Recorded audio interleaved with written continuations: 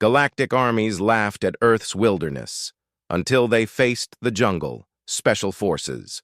The Galactic Council chamber buzzed with alien voices as representatives from 12 different species gathered around the massive holographic display. The blue-skinned Zephyrians clicked their mandibles in amusement, while the towering Krex warriors let out deep, rumbling laughs that shook the crystalline walls. "Surely this is a joke," Commander Vextar of the Zephyrian fleet said, his 4 eyes gleaming with barely contained mirth. "The humans want to contribute to our military coalition with, what did they call it? Jungle warfare specialists?" The hologram showed Earth's military proposal floating in the center of the chamber. General Thok, a massive Krex whose scars told stories of 100 battles, leaned forward and jabbed a clawed finger at the display. "Look at these numbers. They want to send just 500 soldiers. 500. My smallest battalion has 3,000 warriors." Admiral Cal Seth, her serpentine body coiled in the Netherian equivalent of a smirk, hissed softly. "And look at their equipment list. No plasma cannons, no energy shields, no gravitic disruptors. They list items like rope, knives, and something called camouflage paint." The chamber erupted in fresh laughter.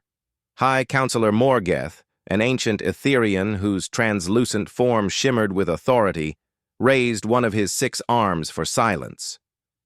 "Perhaps we should not dismiss them so quickly. Humans have shown remarkable adaptability in their short time among the galactic community." "Adaptability?" General Thok's booming voice drowned out the murmurs. "Counselor, with respect, we're preparing for war against the Void Swarm. These creatures have devoured entire star systems. They have ships the size of moons and weapons that can crack planets. What good will human soldiers with pointed sticks do against that?" The display changed to show recent intelligence on the Void Swarm. The assembled aliens fell silent as images of devastated worlds filled the chamber. Massive bioships, each one a living creature the size of a small city, moved through space like schools of predatory fish. Their tentacles could wrap around battleships and crush them like insects. "The swarm has consumed the outer rim territories," Morgeth said gravely. 17 colonies lost in the past month. Our combined fleets have managed to slow their advance, but every engagement costs us dearly. They adapt to our tactics within hours." Commander Vextar stood, his ornate uniform glinting under the chamber's lights. "Which is exactly why we need more ships, more firepower, more advanced technology, not primitive humans playing soldier in their dirt patches." "Their proposal mentions experience in something called asymmetric warfare," offered Subcommander Lix, a young Nitherian who had been quietly reviewing the human documents. "They claim expertise in fighting larger, better-equipped forces." General Thok's laugh could have shattered glass.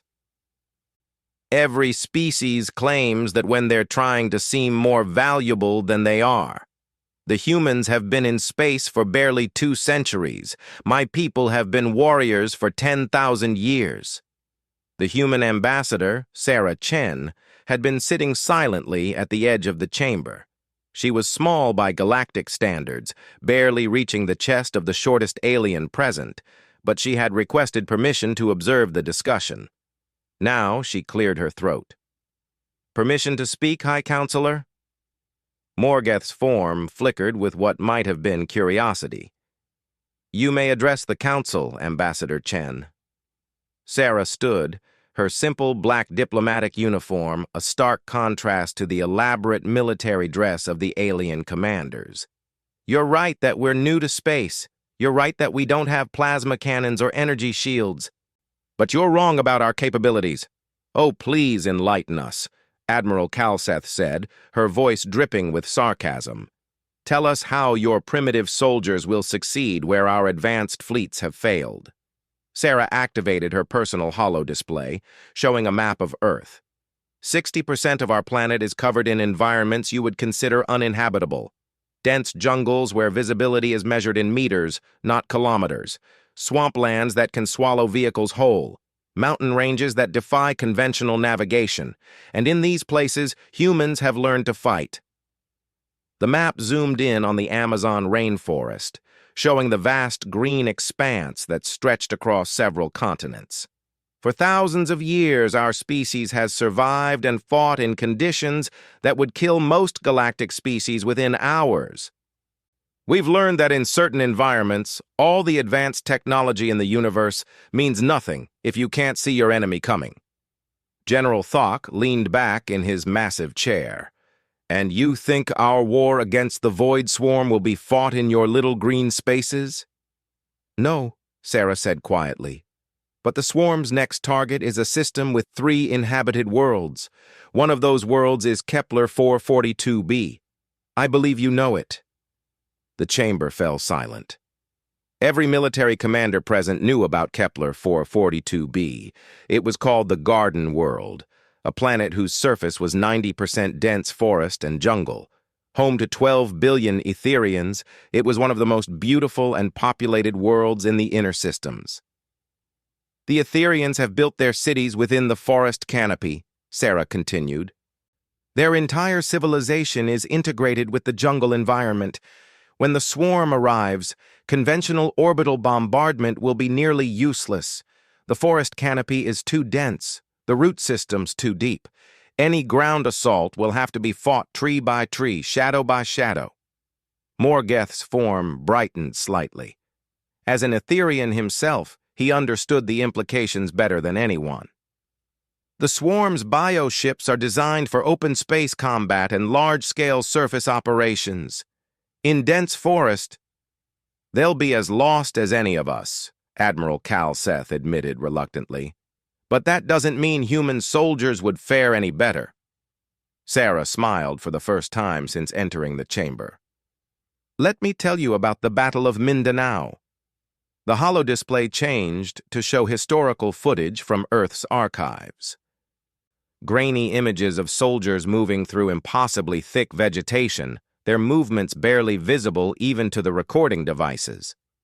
50 years ago, on our home world, a force of 800 human soldiers held off an army of 40,000 for 6 months. They did it in jungle terrain using tactics your military computers can't even properly analyze because they don't follow conventional patterns. The footage showed glimpses of combat, explosions that seemed to come from nowhere, enemy vehicles disappearing into the undergrowth, supply convoys vanishing without a trace. How? Commander Vextar asked, despite himself. They became part of the environment itself, Sarah explained. They moved like shadows, struck like lightning, and vanished like mist. The enemy had superior numbers, better equipment, air support, satellite surveillance. None of it mattered because in the jungle itself becomes your ally if you know how to listen to it. General Thok shifted uncomfortably. This is all very quaint. But the Void Swarm isn't some human army with conventional weapons. These are creatures that can adapt to any environment. Can they? Sarah asked. Because our analysis suggests otherwise. The Swarm has only ever fought in open space or on barren worlds. They overwhelm their enemies with superior numbers and firepower. But what happens when you take away their advantages? What happens when you force them to fight on terms they've never encountered? The display showed tactical projections of Kepler 442b's surface. The alien commanders studied the dense forest coverage, the multiple canopy layers, the complex root systems that formed natural tunnels and hideouts. Even if your soldiers could operate in that environment, Admiral Kalseth said slowly, 500 troops couldn't possibly defend an entire planet. They wouldn't have to, Sarah replied. They would train your forces, teach them how to fight in conditions where technology fails and instinct takes over, show them how to turn the environment from an obstacle into a weapon. Sub-Commander Lix looked up from her tactical analysis. The Etherian population, they could be trained as well? Morgeth's form flickered with sudden interest. My people have lived in harmony with the forests for millennia. We know every tree, every path, every hiding place, but we are not warriors. Neither were the farmers and fishermen who fought at Mindanao, Sarah said, until someone taught them how to be. The chamber fell quiet as the alien commanders considered this. General Thok was the first to break the silence. This is still speculation. We have no proof that your methods would work against an enemy as adaptable as the Void Swarm. Sarah nodded. You're right. But we do have proof that conventional tactics aren't working. How many ships have you lost in the past month? How many worlds evacuated? The swarm adapts to your strategies because they're all variations on the same theme. Meet force with greater force. And your alternative is what exactly? Commander Vextar asked.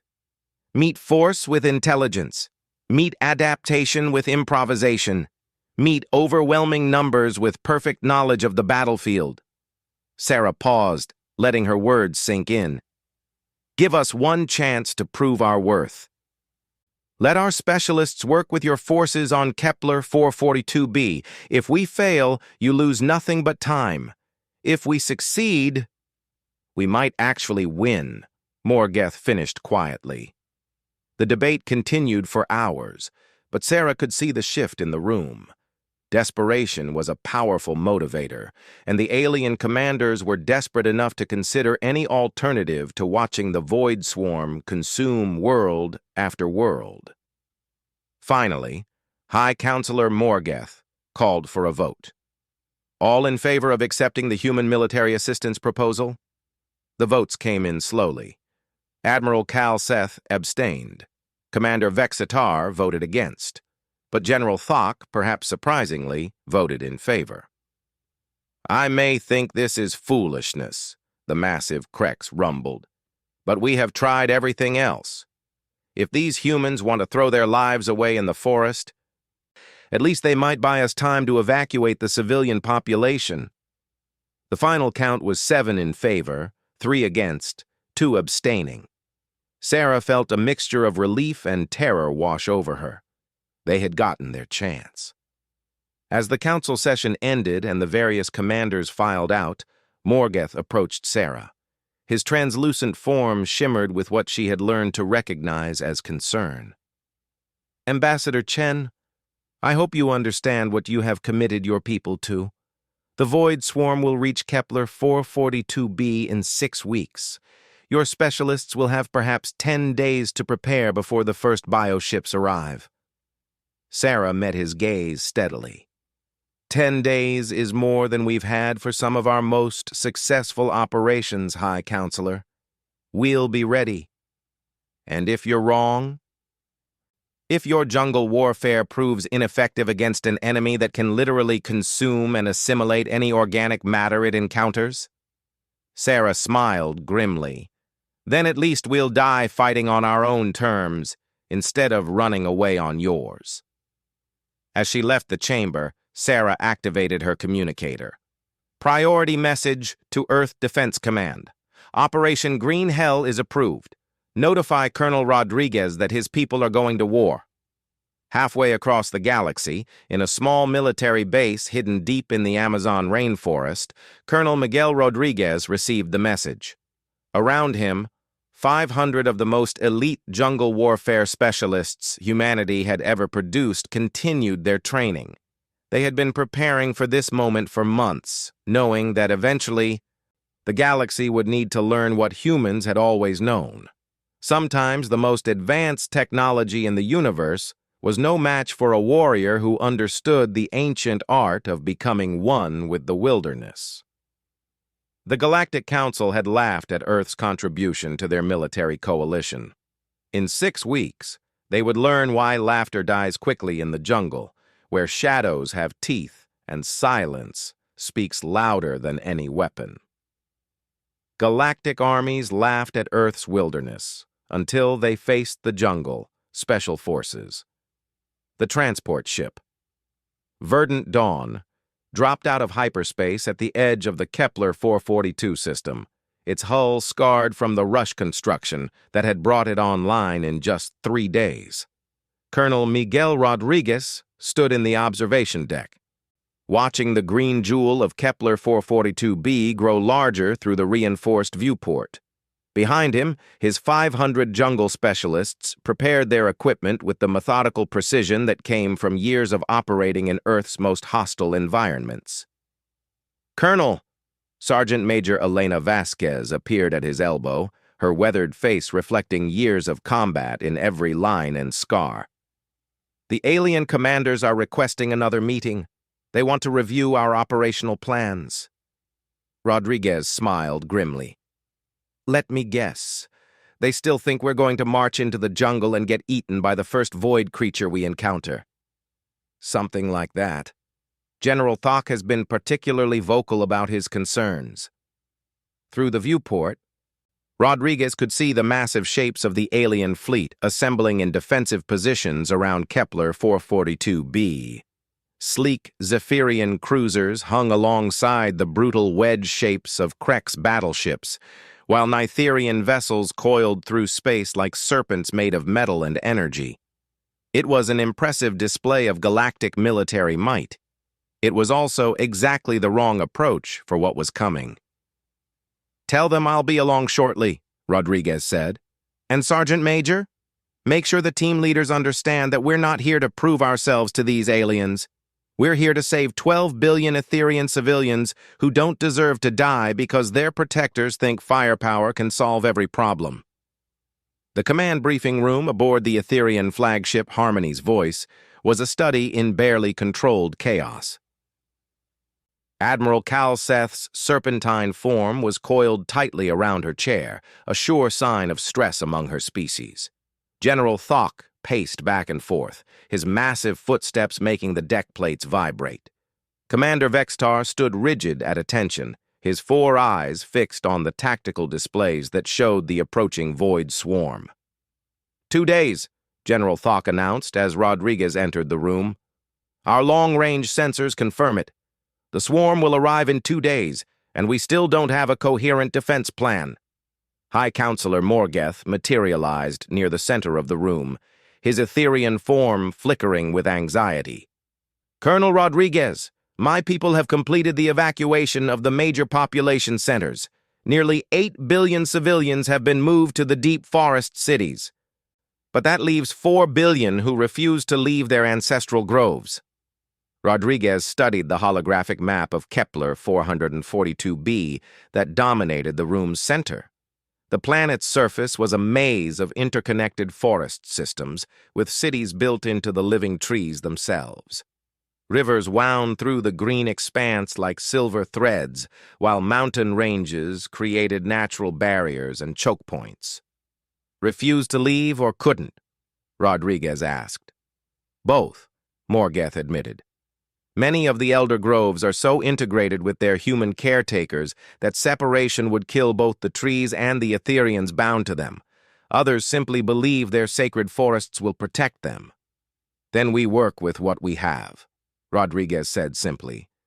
"Show me the swarm's probable landing zones." The hologram shifted to display computer projections. Red zones marked the areas where the bioships would most likely attempt to establish beachheads. Rodriguez frowned as he studied the patterns. "They're all in the forest clearings," he observed.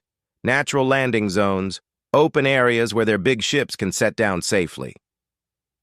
"Obviously," Commander Vexitar said impatiently.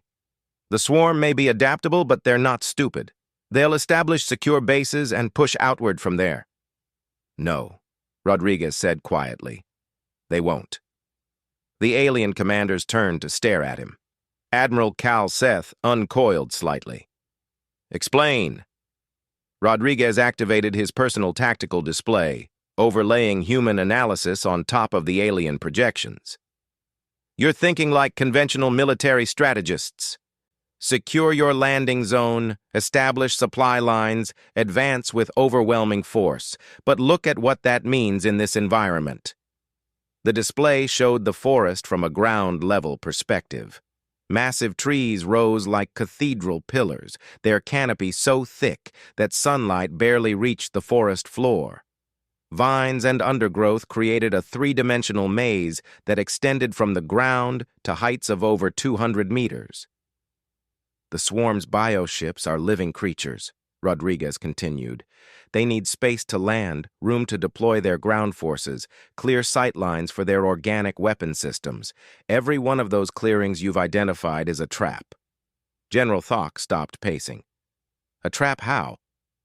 Rodriguez smiled, and several of the aliens present later swore they felt a chill run through the climate-controlled air. Because while they're setting up in those nice open areas, we'll already be in the trees around them, waiting. The hologram zoomed in on one of the projected landing zones. Rodriguez began marking positions in the surrounding forest with small red dots. Observation posts here, here, and here. Sniper nests in the canopy at these coordinates. Explosive charges pre-positioned along these approach routes. And down here in the root systems, tunnel networks for rapid movement and supply. That's... Commander Vextar paused, his tactical training warring with his prejudices. That's actually not terrible, but you're talking about fighting an enemy that adapts to any threat within hours. They'll adjust to your tactics. Will they? Rodriguez asked. Because adaptation requires understanding, and understanding requires experience. The swarm has never fought in an environment where visibility is measured in meters, where every tree could hide an enemy, where the very ground shifts beneath your feet. He changed the display to show footage from his team's training exercises on Earth. The alien commanders watched in growing amazement as human soldiers seemed to materialize from solid jungle, strike with devastating precision, and vanish again before any retaliation was possible. "This is Master Sergeant Chen," Rodriguez narrated, as the hologram showed a small woman who appeared to be walking normally through dense undergrowth. "Watch carefully."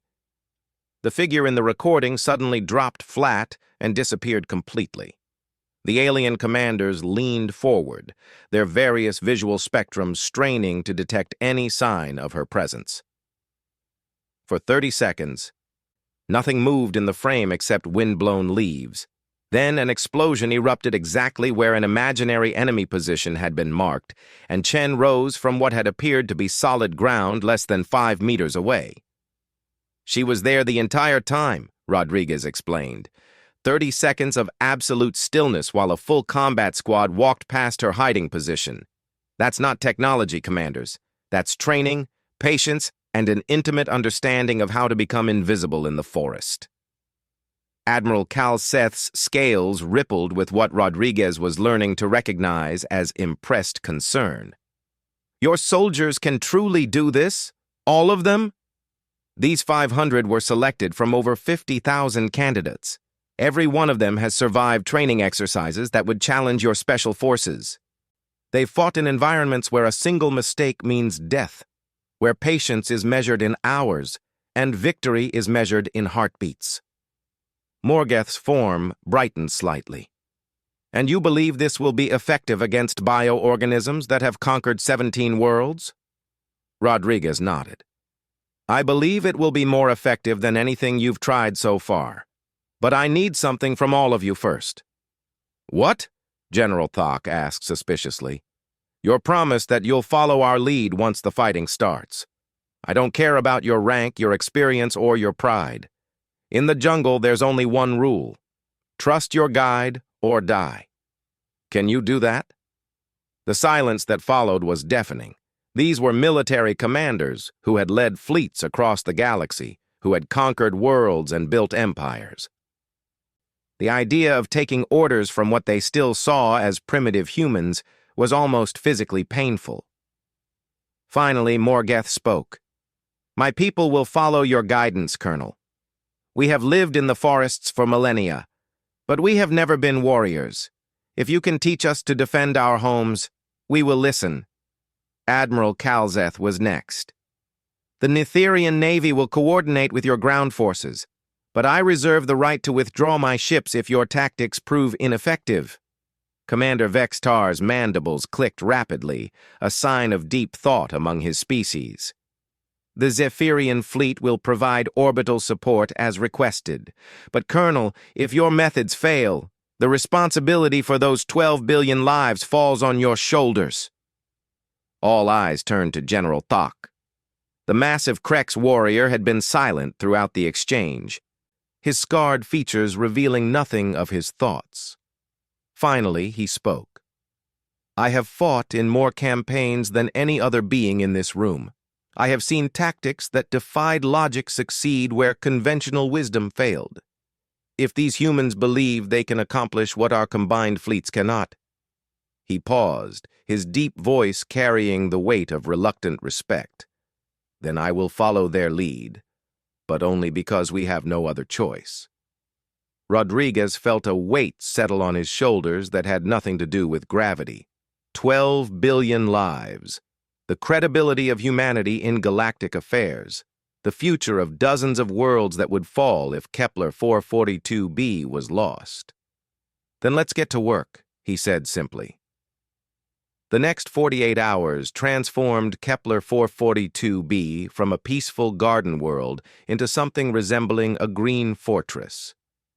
Rodriguez's specialists worked around the clock, moving through the forest like ghosts as they established the infrastructure for what military historians would later call the most unorthodox defensive operation in galactic history. Corporal James Murphy found himself paired with Lyreth, a young Etherian who had volunteered to serve as a guide. The alien's translucent form flickered with nervous energy as they positioned sensor equipment in the upper canopy of a massive grove tree.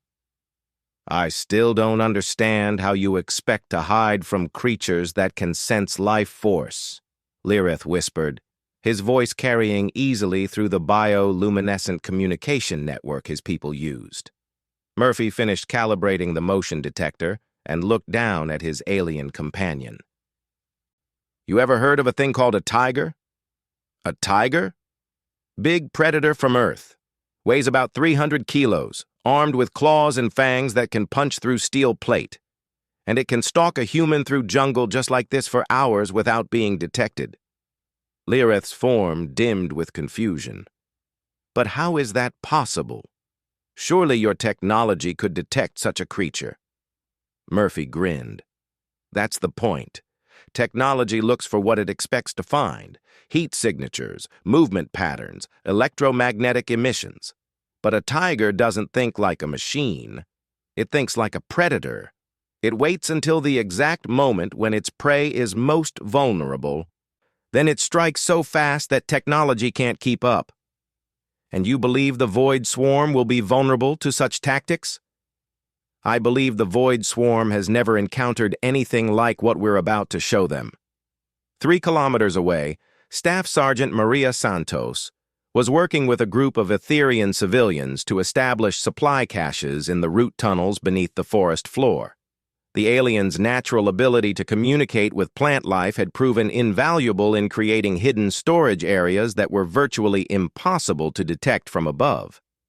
The food supplies will last approximately 6 weeks, Elder Fendar informed her, his ancient form pulsing with the slow rhythms of the great trees around them. But I fear that will not be long enough if this siege extends beyond your projections. Santos looked up from the ammunition crates she was organizing. Elder, how long have your people lived in these forests? Over 3,000 of your years, child. And in all that time, have you ever gone hungry? Fendar's form flickered with what might have been amusement. The forest provides, if one knows how to ask. Then we won't starve, Santos said confidently, and neither will our enemies. But they'll learn the difference between surviving in the forest and understanding it. As the hours ticked down to the swarm's arrival, Rodriguez found himself standing in the same observation post where he had first seen Kepler 442b. But now, instead of viewing the planet from space, he was 50 meters up in the canopy of what the Etherians called a world tree, looking out over the forest that would soon become a battlefield. Sergeant Major Vasquez materialized beside him with the silent grace that had earned her the nickname Ghost among her troops. Final preparations are complete, Colonel.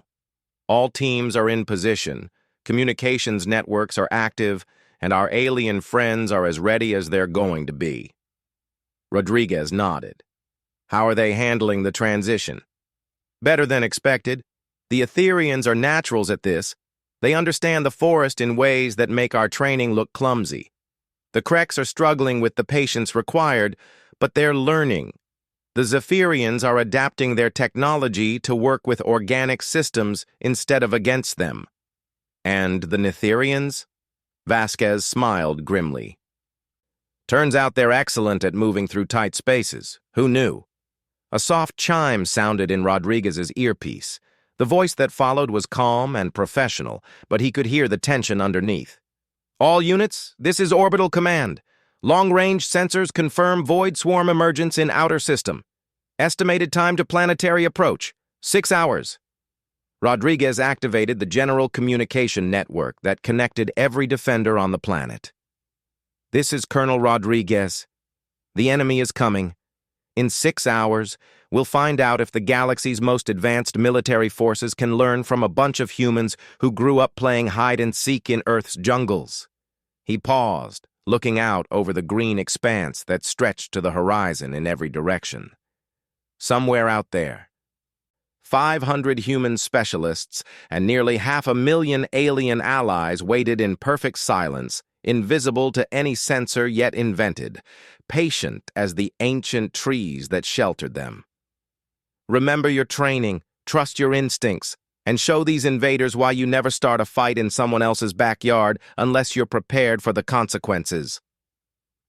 As he closed the channel, Rodriguez felt a strange sense of peace settle over him. For the first time since leaving Earth, he was in his element. The Galactic Council might have laughed at humanity's offer to contribute jungle warfare specialists to their mighty coalition. They wouldn't be laughing much longer. Galactic armies laughed at Earth's wilderness until they faced the jungle special forces. The first Void bioship broke through Kepler 442b's atmosphere like a falling mountain of diseased flesh. Lieutenant Sarah Kim watched through her scope from a position 60 meters up in the canopy as the massive organism descended toward Landing Zone Alpha with the ponderous grace of a nightmare-given form. "Visual contact on primary target," she whispered into her throat mic. "Bioship is bigger than the projections." The creature settling into the forest clearing below was easily the size of a city block, its surface rippling with bioluminescent patterns that hurt to look at directly. Tentacles as thick as subway trains extended from its bulk, testing the ground and clearing away debris with casual swipes that could have demolished buildings. "All teams, maintain observation positions." Colonel Rodriguez's voice crackled through the bioacoustic network the Etherians had taught them to use. "Let them get comfortable." Across the planet, similar scenes played out as 17 more bioships descended into the clearings that galactic military doctrine had identified as optimal landing zones. From orbit, Admiral Kalseth watched the deployment with growing amazement. "They're following the projections exactly," she reported to the Joint Command frequency. "Every landing zone we predicted."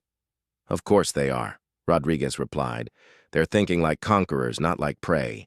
That's about to change." In the clearing below Lieutenant Kim's position, the bioship began disgorging its passengers. The void creatures that emerged defied easy description. Some resembled insects scaled up to the size of battle tanks. Others moved like liquid shadow given substance. All of them shared the same characteristic.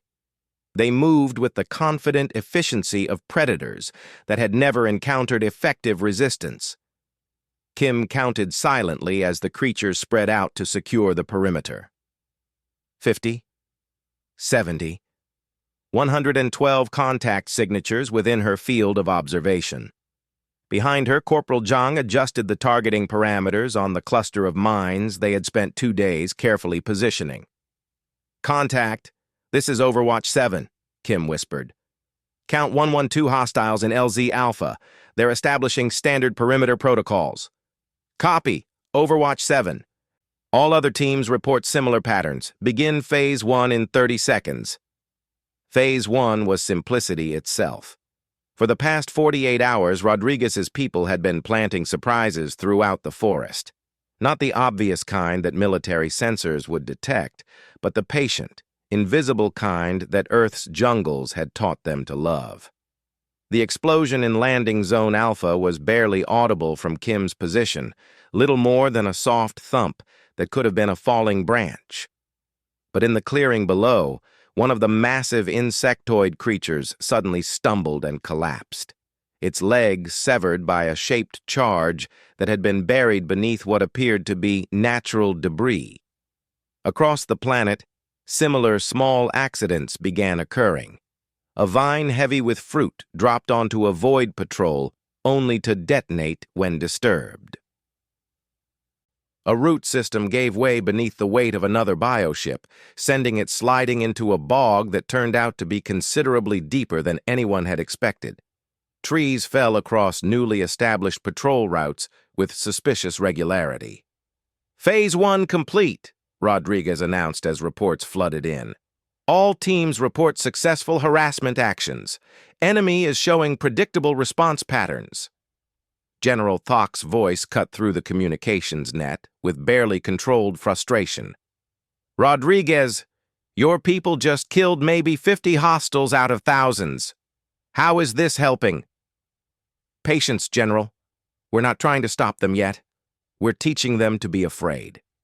On the surface, Rodriguez's assessment seemed overly optimistic. The void creatures were responding to the harassment exactly as expected, spreading out to search for the source of the attacks. Their movements were methodical, their coordination perfect, their numbers overwhelming. But Master Sergeant Chen, hidden in a shallow depression beneath a fallen log, could see something the orbital observers couldn't. The creatures were clustering together more tightly than their initial deployment patterns suggested. Their advanced scouts were moving more slowly, testing each step. Most importantly, they were starting to look up. They're learning, she whispered into her communicator, beginning to show signs of caution. That caution was exactly what Rodriguez had been waiting for. In space combat, hesitation meant death. In the jungle, it meant opportunity. All teams, initiate Phase 2. Time to introduce our guests to proper forest hospitality. Phase 2 began with silence. For 6 hours, the harassment attacks stopped completely. The void creatures, their senses adapted to detect any form of life or energy, found themselves moving through a forest that seemed utterly devoid of threats.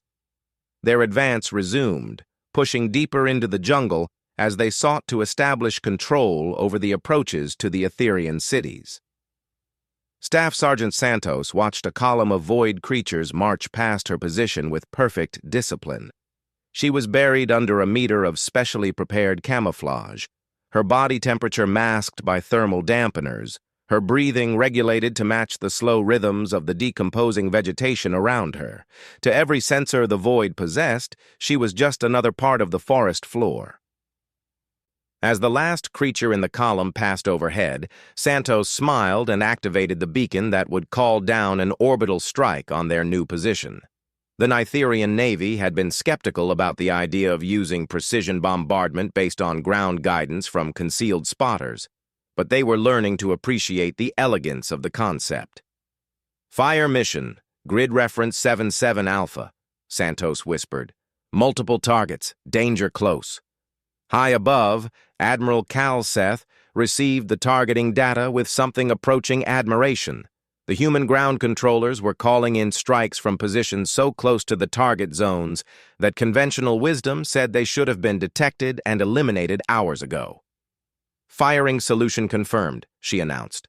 All ships, precision strike on designated coordinates.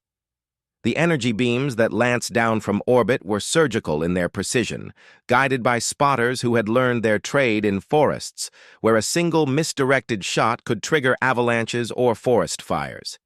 Each strike hit exactly where it was supposed to, devastating carefully selected void formations while leaving the surrounding forest intact. Direct hit, Santos reported as the light faded. Target neutralized. Column strength reduced by approximately 60%. Across the planet, Similar strikes began hitting Void forces with devastating regularity, but unlike conventional orbital bombardment, these attacks came without warning, seemed to originate from empty forest, and struck with the precision of surgical instruments rather than hammers. The Void Swarm's response was predictable and exactly what Rodriguez had hoped for. The bioships began launching airborne reconnaissance drones, their organic sensors sweeping the forest canopy for any sign of the hidden attackers. That was when the swarm met Earth's second gift to forest warfare, surface-to-air missiles guided by operators who had learned their trade shooting down aircraft that could hide behind individual trees. Corporal Murphy watched the first Void drone pass overhead through the scope of his Etherian-modified missile system. The organic aircraft was a work of terrible beauty, its bat-like wings spanning nearly 50 meters, its surface shifting colors in patterns that confused most targeting systems. But Murphy wasn't using conventional targeting. Instead, he waited until the drone crossed the exact spot where Lireth had told him the forest's natural acoustic properties would mask the missile's launch signature. "Fox 2, he whispered, and squeezed the trigger.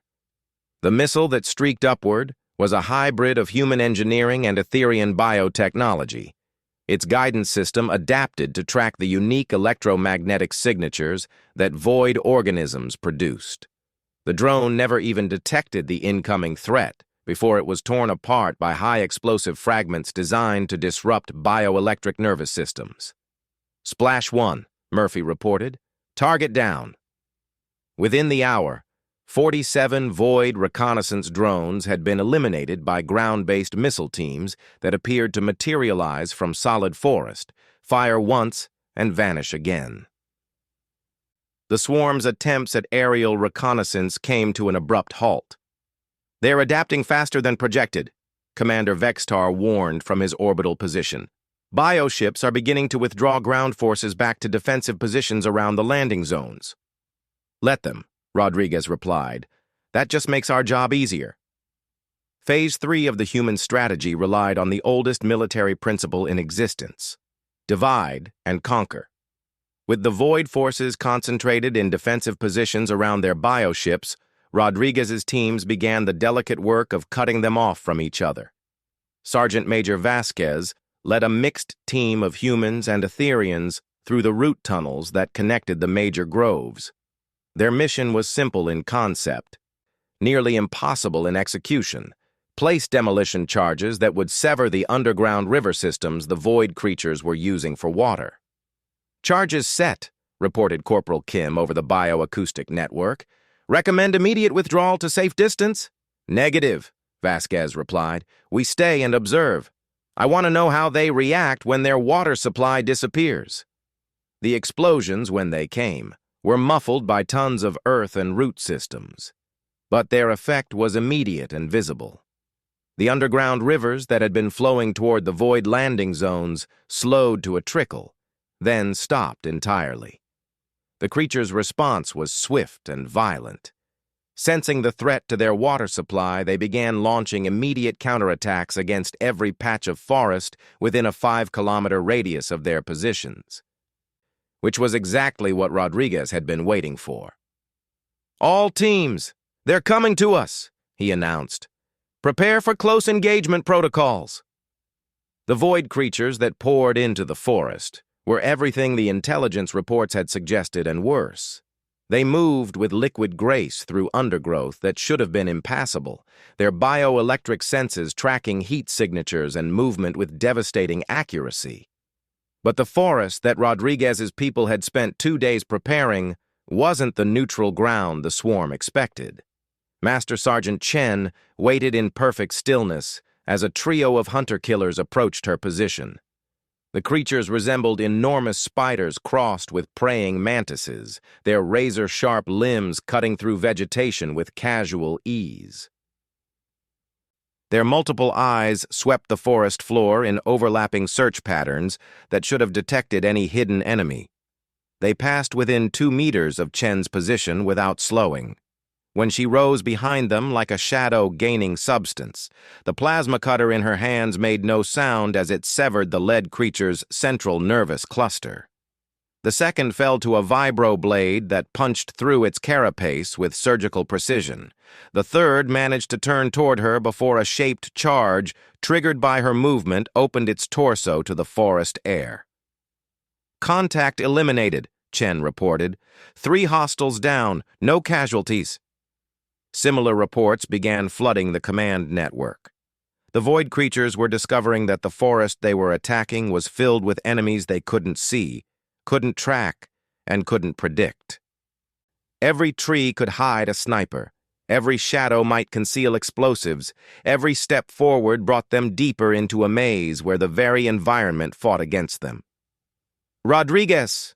General Thock's voice carried a note of amazement that the gruff Krex rarely displayed. "Your casualties are minimal.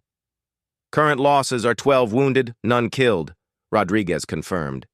"Enemy losses are approximately 3,000 and climbing." "How is that possible?"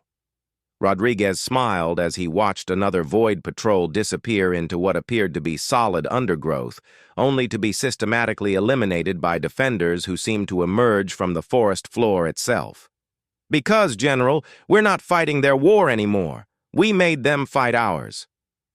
The battle for Kepler 442b continued for 3 more days. But the outcome was never really in doubt after those first 18 hours.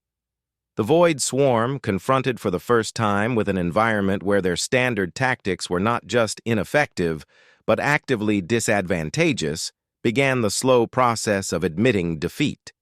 Their bioships attempted to establish new landing zones in areas the defenders hadn't prepared, only to discover that Rodriguez's people could adapt their positions faster than the swarm could relocate. They tried carpet bombardment of suspected human positions, only to watch their attacks fall on carefully prepared decoy sites while the real defenders struck back from unexpected directions. Most frustrating of all, every adaptation the swarm made was countered by defenders who seemed to anticipate their moves with impossible accuracy. The truth was simpler than the Void commanders could have imagined. Rodriguez's people weren't trying to outthink an alien intelligence. They were simply applying lessons learned from thousands of years of human experience in environments where patience, stealth, and perfect knowledge of the terrain were the only things that kept hunters from becoming prey. On the 4th day, the Void bioships began lifting off from Kepler 442b's surface. Their departure was neither organized nor dignified, but rather the sullen retreat of predators who had discovered that their intended prey had teeth, claws, and the knowledge to use both effectively. Admiral Calseth watched the withdrawal from her flagship with emotions she couldn't quite identify. "Colonel Rodriguez, are you monitoring the enemy retreat?" "Confirmed," Rodriguez replied from his position in the forest canopy. "Bioships are achieving orbit and forming up for hyperspace departure." "This is unprecedented," Commander Vextar's voice carried across the command frequency. "The Void Swarm has never retreated from a world they intended to consume. They've never encountered an enemy that could turn their own adaptability against them," Rodriguez observed. "The Swarm is built to overwhelm and consume. When you take away their ability to do either one, they don't have a backup plan." General Thock's laughter rumbled across the communication network. "Humans, I owe you an apology, and apparently the galaxy owes you a debt that cannot be repaid." High Counselor Morgeth materialized in the command center aboard Harmony's voice. His Etherean form brighter than anyone had seen it in weeks. "My people are safe. 12 billion lives preserved because 500 humans understood something that our greatest military minds missed." "What's that?" Admiral Calseth asked.